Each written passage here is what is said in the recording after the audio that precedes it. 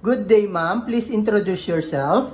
Good day, ma'am and sir. My name is Angel Villanueva, 27 years old. I'm married. I have one child, a 7 years old boy. I am a college graduate. I finished my degree, Bachelor of Science in Agriculture.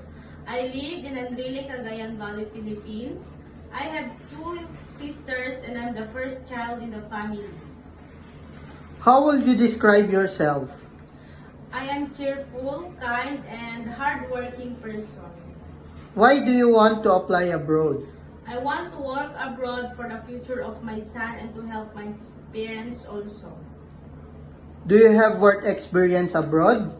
I do not have work experience abroad, but I have work experience here in the Philippines. I serve one couple and one children. Are you willing to take care of small children, newborn baby, or elderly person abroad? Yes, sir.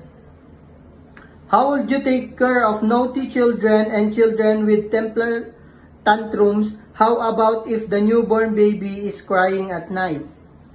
I will be patient to children and talk to them calm and encouraging them by playing, singing, drawing, and coloring.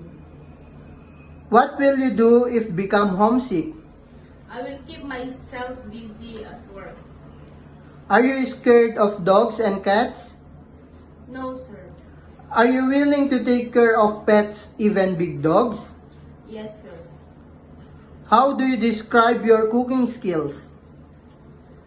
I cook Filipino foods like adobo, sinigang, and caldereta.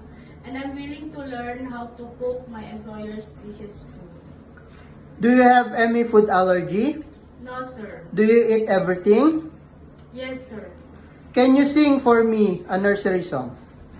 The wheels on the bus go round and round, round and round. The wheels of the bus go round and round all day long. Do you have the full consent of your family to go work abroad? Yes, sir. Do you promise not to use your cell phone during working hours? Yes, sir. Do you promise to be honest and loyal to your employer? Yes, sir. Do you have the physical energy to keep up with children? Yes, Do sir. you drink alcohol? No, sir. How about smoking? No, sir. Do you have any body tattoo? No, sir. Do you have any history of surgery or serious sickness in the past? No, sir. Are you willing to share room with the children or elderly person? Yes, sir. Are you willing to wake up every early in the morning and sleep late at night? Yes, sir. Are you willing to work during day off and employer will pay you overtime? Yes, sir. What is your final message to your future employer abroad? To my future employer, please choose me as your housemaid because I'm kind, honest, responsible, hardworking, and have patience.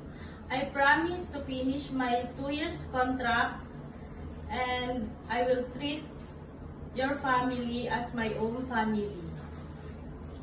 Please choose me as your housemaid. Thank you and good day.